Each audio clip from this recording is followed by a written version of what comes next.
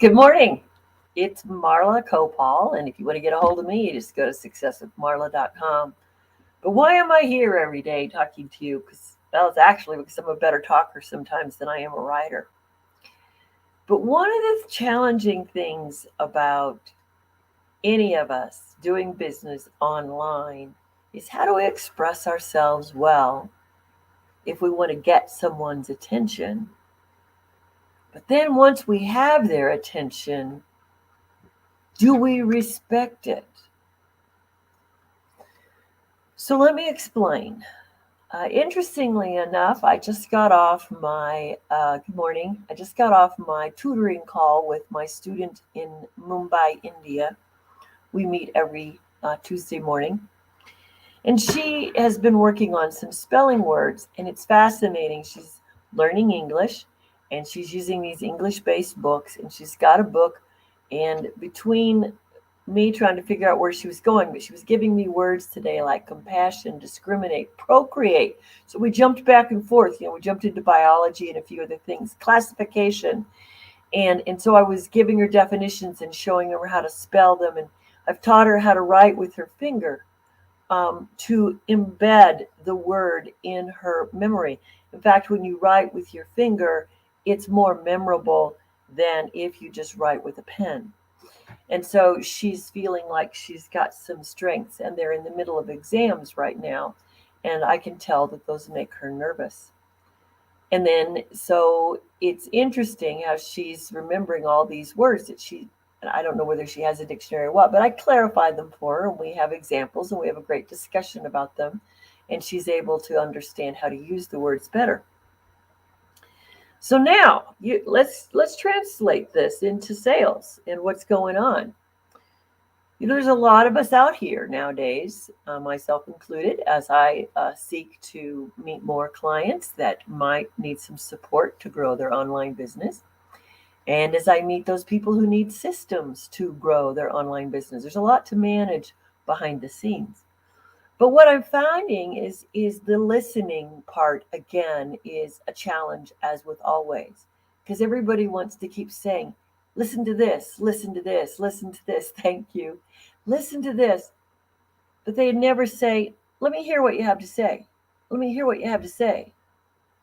And so I had someone a few weeks ago tell me that they wanted to get a hold of me. That was great. So they said they were going on vacation and they'd let me know when they got back. So I got a mixed message last night. My good morning, Mythica. My link to set an appointment with me didn't quite work. So barring that and waiting for me to get back with her, she just went ahead and made her pitch. Well, I'm still going to meet with this person, but I'm already got an expectation that what's her listening going to be like? Is she is she just going to pitch me? And it's kind of like this woman and I have one thing in common that I think we could maybe develop a relationship around. It won't happen in one phone call. And if her intent in one phone call is to sell me something, I may or may not listen depending on how she opens up the conversation. And I don't mean listen like won't be impolite, but I would be saying what demonstrated to you that I had an interest in this particular thing because I'd like to know um, what you interpreted. And then we'll see if there's a relationship or we can calm the spamming process down or whatever. It's a crapshoot. But what is listening? Well, listening first is to not turn your brain into a pretzel while they say each sentence, and you turn around and you go, well, what are they going to say next? Oh, I should be ready to say this. What are they going to say next? I should be ready to see this. So, and Mythica knows this well. Mythica's on the call today. She knows that listening is critical to everything that she does. And she's a soulful listener. And so, words are never the communication. The tone of voice is the communication. The manner in which it's delivered is the communication. The body language is the communication. So now when we're on Zoom nowadays, we have a lot more opportunity to talk about the body language and what people might be communicating to us through Zoom. But I did sales for years on the phone and had clients I never ever met. But I had to know that only 7% of my communication was the words. I had to listen really, really well. I had to understand if they were frustrated, if they were confused, if they just were in a hurry with time. And I always had to come back. Like some people, they'd call me and then they'd say, "How much time is this going to take?" And I go, I'm chuckling. It's like, well, in the back of my mind, I know they called me. All right. So this how much time will it take is their need to control the phone call. So I would give them an honest answer. I said, if we do this, it'll take 12 minutes. If we do this, it'll take 15 minutes. And if we do this, it'll take 25 minutes. Because in this particular case, I was in a specific situation and it was always the same. Now, if it was years before when I was selling a contract to manage somebody's property, I had a lot of questions to ask first. And I said, I don't know. I'm going to ask you 5 key questions. And depending on the answers you give to me, I'm probably going to suggest we schedule a longer time. So that was fine because to them, something was negotiated. They got a satisfaction. But you never, ever ignore anyone who gives you the comment, how much time is this going to take?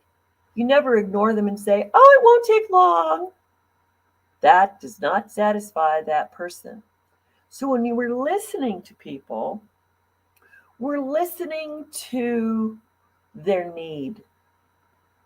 And words are not literal enough sometimes to know the need. So you want to know the behavior that they have. And if they're on the phone and you have no visual, then you're really going to have to lean into all of their tone to understand and the pace at which they speak to understand how you're going to support them. So if you start thinking about the words you're going to spew forth after they're done, you lost the whole opportunity right there. You lost it. You don't have anything to work from. So like when somebody calls you up and they go, how long is this going to take? You can say, well, it sounds like you're really in a hurry. Do you have 12 minutes? That's my basic amount of time that I need. And they go, oh, yeah, I got that. Okay. Did you hear what happened? They just calmed down. What did you do? You established trust because they know you heard them. But if you came back to that person and says, oh, it won't take long, they have not had their question answered and they will not be patient with you. And you will be trying to satisfy something that you can't satisfy.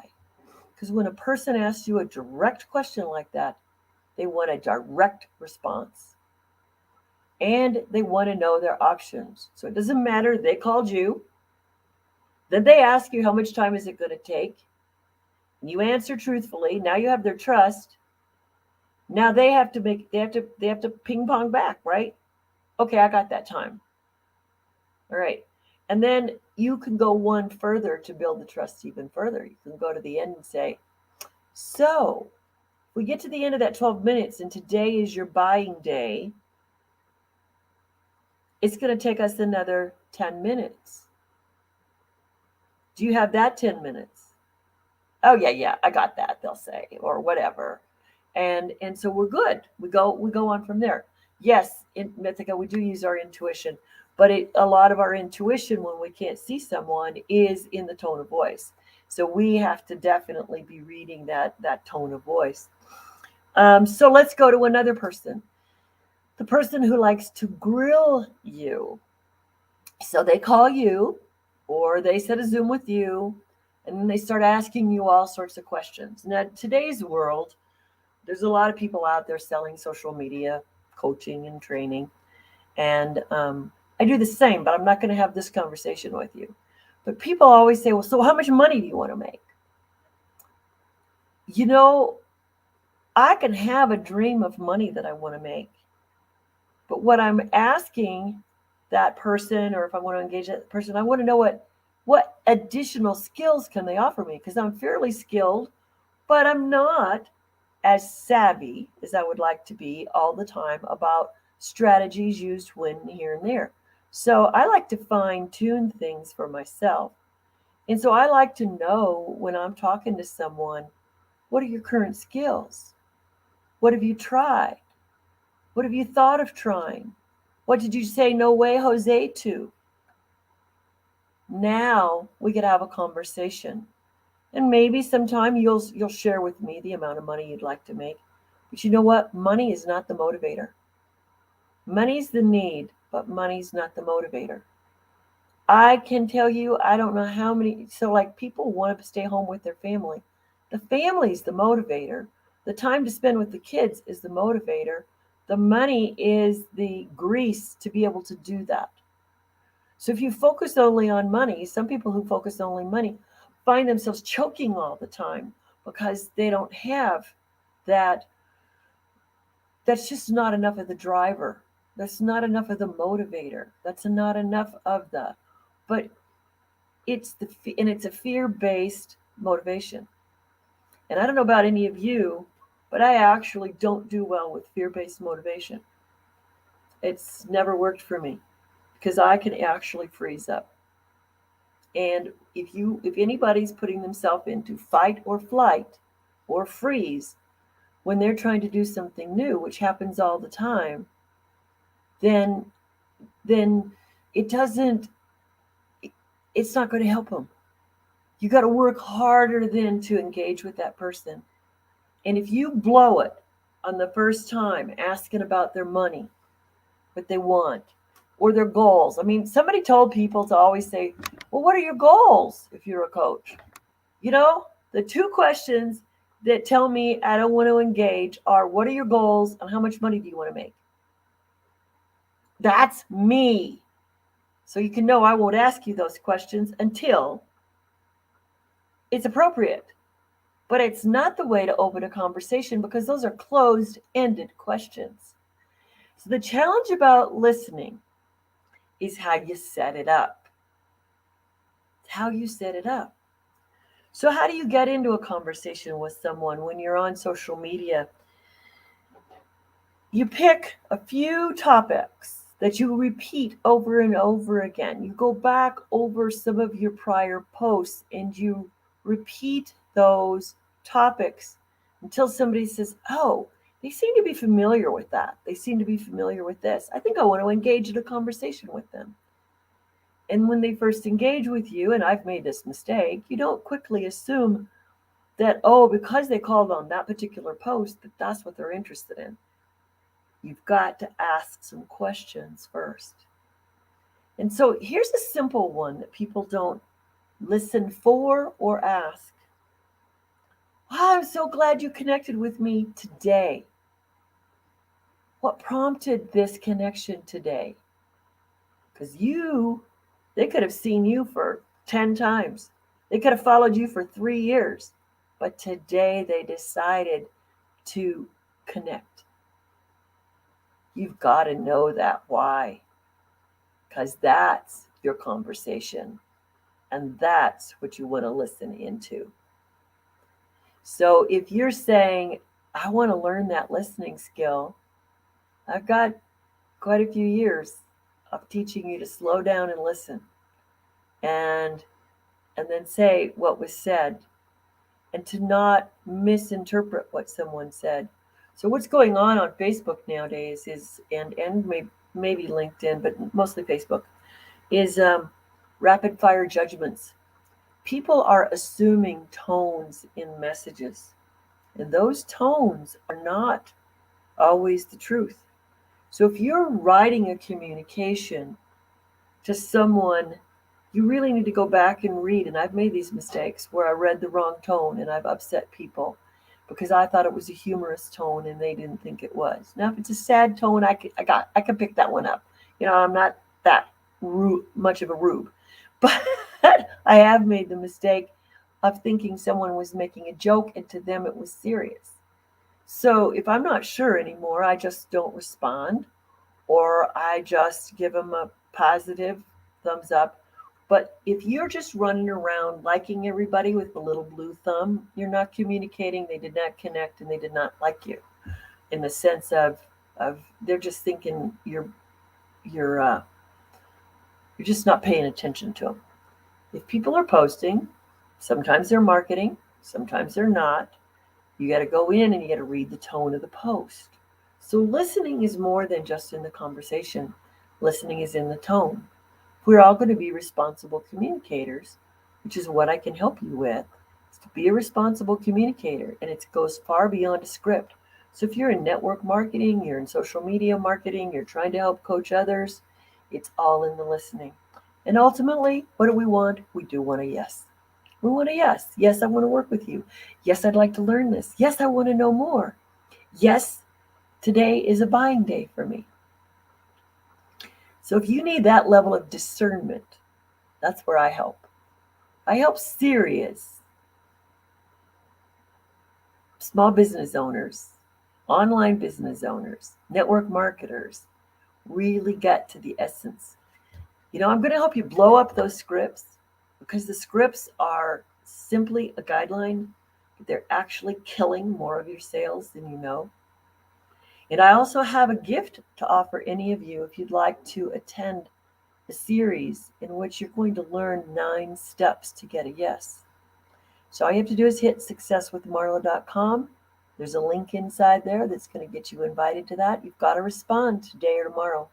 It's not going to last a long time. But you choose successwithmarla.com and I can give you more, and then you're also going to end up on my email list, and I will have a link in there. If you decide you want to set 15 minutes of conversation with me, we'll have conversation. And when you call, here's what I'm going to ask you. I'll give you the lead in so you can make it safe to call me. That is, hi, what intrigued you to set this appointment? Or I might say, I can help. What's on your mind? That's how I open a conversation. If you're ready to open that kind of a conversation, I look forward to talking to you soon. Bye-bye.